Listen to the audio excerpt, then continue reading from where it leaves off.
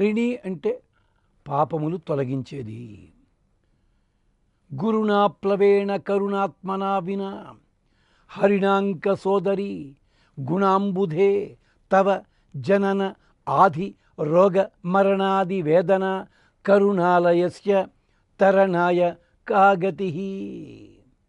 అమ్మవారే హరిణి అనగానే మనకి పాపాలన్నీ ఆవిడే వచ్చి తొలగించాలి అని పెట్టుకున్నాం అనుకోండి, ఆవిడ ఎన్ని చోట్లగానే వస్తుంది, ఎన్ని చోట్లకు ఉంటుంది.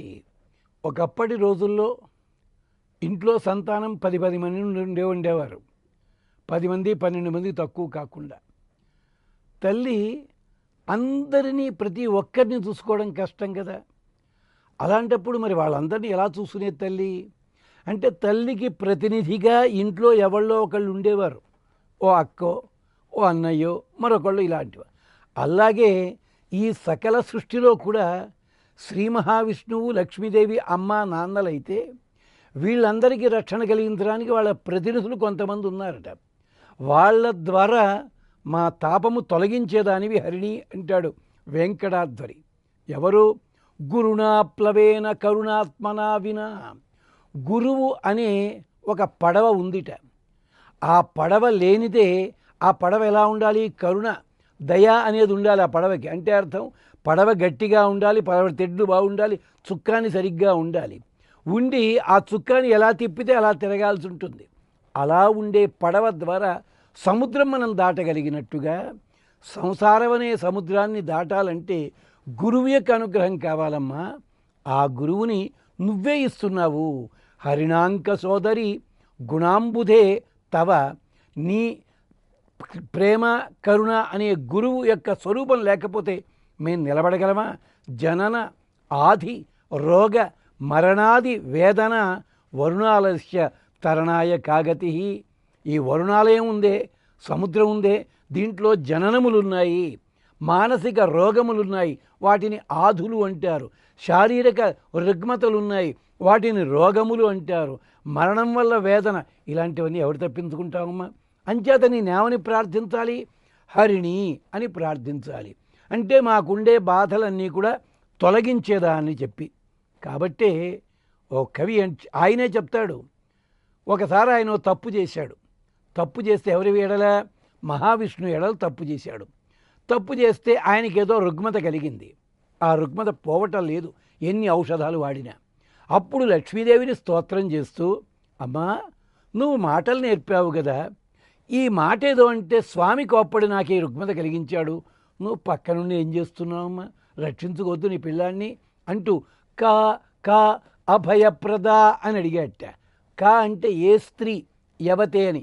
ఎవరు ఎవరు ఎవరు నటిస్తారు అని అడిగితే ఈ పదం కాస్త కొండల్లో ప్రతిధ్వనించి తిరిగి వెనక్కి వచ్చిందట. తిరిగి వెనక్కి వచ్చినప్పుడు ఎలా వచ్చింది? ఇందాక ఏమన్నాడు? కా కా భయప్రద అన్నాడు. పదాలు కలిసిపోయి ఒకటి వెనక్కి వచ్చాయి. కాకా భయప్రద అని వినిపించిందట. అంటే కాక అభయప్రద. కాకికి అభయము ఎవరిచ్చారో ఆవిడ వల్ల కదా నీకు రక్షణ కలిగేది. అంటే నువ్వే కదమ్మా. నేనేమన్నాను? కా కా అభయప్రద అని విడగొట్టా. నువ్వేం చేశావు? పదాలన్నీ కలుపుకున్నావు. కాక అభయప్రద నేనే కదా అంటూ వచ్చావా తల్లి అంటారు. అలాగా హరిణి. అంతేకాదు పాపములన్నీ తొలగించింది ఆవిడ. ఎలా తొలగించింది అంటే రుక్మితోటి 2 సార్లు సంబంధం కలుపుకున్నది ఆవిడ. రుక్మి ఎంత ద్రోహం చేశాడండి.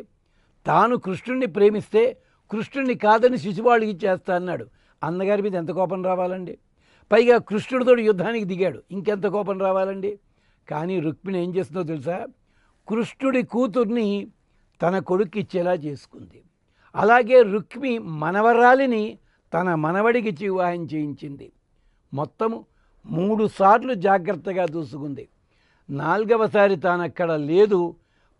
బలరాముడితో చలోక్తులాడుతున్నాడు, ఆడకూడని విధంలో బలరాముడు చంపాడు రుక్మిణి. అంటే ఏమిటనమాట? తనకి ద్రోహం చేసిన వాళ్ళని కూడా ప్రేమగా రక్షించేది మహాతల్లి. శమంతకమణి రూపంలో అక్రూరుడి పాదాలు తొలగించింది ఆవిడ. శమంతకమణి సత్రాజిత్తు తెచ్చుకున్నాడు సూర్యభగవానుడి దగ్గర నుంచి. ఆ శమంతకమణిలో ఉన్న రూపమే లక్ష్మీదేవి. ఆ లక్ష్మీ స్వరూపం కారణం చేతే సూర్యుడికి అంత కాంతి వచ్చింది. సత్రాజిత్తు తెచ్చుకుంటే సత్రాజిత్తుకి అహంకారం కలగడానికి కారణం శమంతకమణిని సక్రమంగా పూజించకపోవడం. ఈ శమంతకమణి దొంగిలించాలి అని నిర్ణయించుకున్న వాళ్ళు కృతవర్మ, అక్రూరుడు, శతధన్వుడు. ఈ ప్రయత్నంలో శతధన్వుడు కృష్ణుని యొక్క చక్రాహతికి దెబ్బతిన్నాడు. ఇక కృతవర్మ ద్వారకానగరం వదిలిపెట్టి హస్తినాపురానికి పారిపోయాడు. అక్రూరుడు చేసిన పనేమిటి? ఈ శమంతకమణి తన దగ్గర అట్టే పెట్టుకుని ఈ శమంతకమణి వల్ల వచ్చే ధనాన్ని యజ్ఞయాగాదులకు ఖర్చు పెడుతూ కాశీనగరం పారిపోయాడు. అంటే తద్వారా అక్కడ ఒకనికి మోక్షాన్ని ప్రసాదించింది, ఒకనికి తగిన శిక్ష పడింది. స్వతంత్రంగా బతకాల్సిన వాడు ఎవడి చేతి దగ్గర మోచేతి నీళ్ళు తాగాల్సి వచ్చింది. మూడవది అక్రూరుడు నగరాన్ని వదిలిపెట్టి పారిపోయాడు. ఇలాగ ముగ్గురి పాపాలని కూడా కడిగి వేసింది కనుక హరిణి. ఇంకా మూడవ అర్థం ఏమిటి అంటే, హరిణి అంటే హరితవర్ణము కలిగిన దేహము కలిగిన అమ్మవారు, పసుపు రంగు దేహము కలిగిన అమ్మవారు. హరిద్రాచూర్ణలిప్త దేహ, అమ్మవారు పసుపు రంగు అలదుకొన్న స్వరూపము. మనకి ఒక వ్రతం ఇప్పట్లో లేదు, చాలా తక్కువ మంది చేస్తున్నారు. అదేమిటి అంటే శతసహస్ర హరిద్రాశృంగ వ్రతము అని పేరు. దానికి కొంచెం గంభీరంగా ఉంది, తెలుగులో మాట్లాడుకుందాం. 1,00,000 పసుపు కొమ్ముల వ్రతము. పసుపు కొమ్ములు సంపాదించి పుచ్చినవి, వంకర టింకరగా ఉన్నవి, విరిగినవి కాకుండా సరైన పొడవున్న ఆ పసుపు కొమ్ములు 1,00,000 పసుపు కొమ్ములతో లక్ష్మీ అమ్మవారిని ఆరాధన చేసి ఈ 1,00,000 పసుపు కొమ్ములు పండు తాంబూలంతో కలిపి ముత్తైదువులకి పంచిపెట్టాలి. అది అత్యద్భుతమైన సంపదనిస్తుంది. ఈ 1,00,000 కొమ్ముల వ్రతం అన్నది ఒక 15-20 సంవత్సరాల కిందటి వరకు కూడా అక్కడ కూడా చేస్తున్న సందర్భాలు ఉండేవి. కానీ ఎందుకో దాని మీద దృష్టి తగ్గింది. ఇది విశేషం. అలాగే హరిద్ర వర్ణము కలిగిన అమ్మవారు గనక హరిద్రా చూర్ణ లిప్త దేహ లక్ష్మీ అమ్మవారు. హరిణీంతు హరేం పత్నీం దారిద్ర్యాపహారిణీం ప్రపద్యేహం హరిద్రాభాం హరిణాక్షీం హిరణ్మయీం. ఇది అధర్వణ మంత్ర సూచిక. అంటే అధర్వవేద సంబంధమైన స్తోత్రంలో ఈ స్తోత్రం ఉంది. హరిణీంతు హరేహ పత్నీం దారిద్ర్య అపహారిణీం. దారిద్ర్య శబ్దమార్థం ఏమిటి? డబ్బు లేకపోవడం కాదు. అంటే ఒక మార్గము తెలియక కొట్టుమిట్టాడుతూ ఆధారము లేకుండా ఉండడానికి పేరు దారిద్రము. దరి అంటే ఒడ్డు, దరిద్ర్య అంటే ఒడ్డు చేరకుండా జారి పడిపోవుట. దానివల్ల కలిగే తత్వమే దారిద్రము. ప్రపద్యేహం హరిద్రాభాం హరిణాక్షీం హిరణ్మయీం అంటుంది ఆ అథర్వ సూక్తము. అలాంటి లక్ష్మీదేవిని ప్రార్థన చేద్దాం. హరిణ్యై నమః. ఓం హరిణ్యై నమః. ఇది షడక్షరీ మంత్రం అంటారు. 6 అక్షరములున్నాయి. దీని ద్వారా మానసిక ప్రశాంతి లభిస్తుంది, పిల్లలకైతే ఏకాగ్రత లభిస్తుంది. అంచేత సర్వమంగళ సంపూర్ణ సర్వైశ్వర్య సమన్విత ఆద్యాది శ్రీ మహాలక్ష్మి త్వత్కళ మయి తిష్టతు అని ప్రార్థన చేస్తారు. అంచేత ఈ హరిణీ శబ్దాన్ని మనకి తాపత్రయము తొలగించుకోవడానికి, మనస్సులో ఉండే అల్లకల్లోలం తొలగించడం కోసం ప్రార్థన చెయ్యాలి. హరిణి అంటే ఇంకో అర్థం కూడా చెప్పారు. హరిం నయతి ఇది హరిణి అంటే శ్రీ మహావిష్ణువుని కూడా నడిపించే తల్లి ఆవిడ హరిణి. అంటే ఆవిడ చెప్తుంది లక్ష్మీతంత్రంలో, హరిం నయామి కార్యేషు.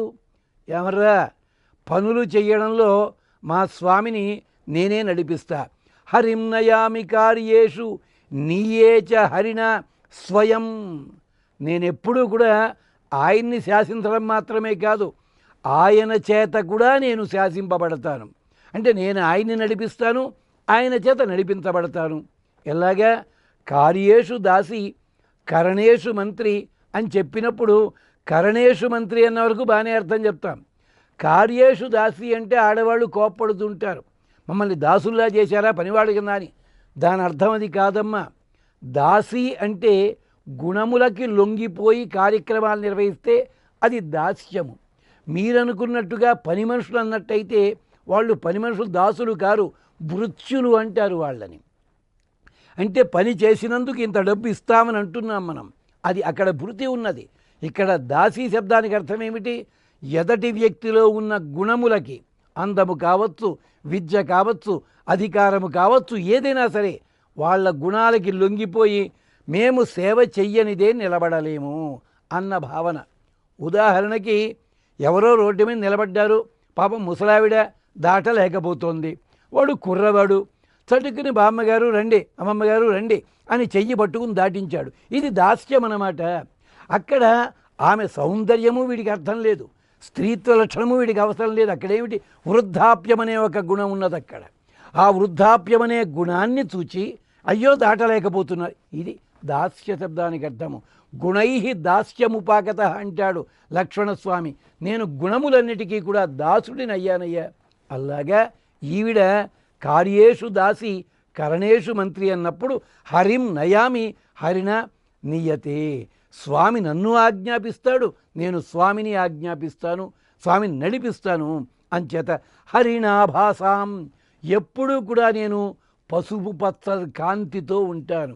అంచేతనే మనం చూడండి, చాలా చోట్ల పసుపు పచ్చని రంగు ఉన్న ఏ వాహనములు కానీ మరొకటి కానీ అది ప్రజల సౌకర్యార్థమని చెప్పడానికి గుర్తుగా పసుపు రంగుని ప్రధానంగా ఉపయోగిస్తారు వాళ్ళు.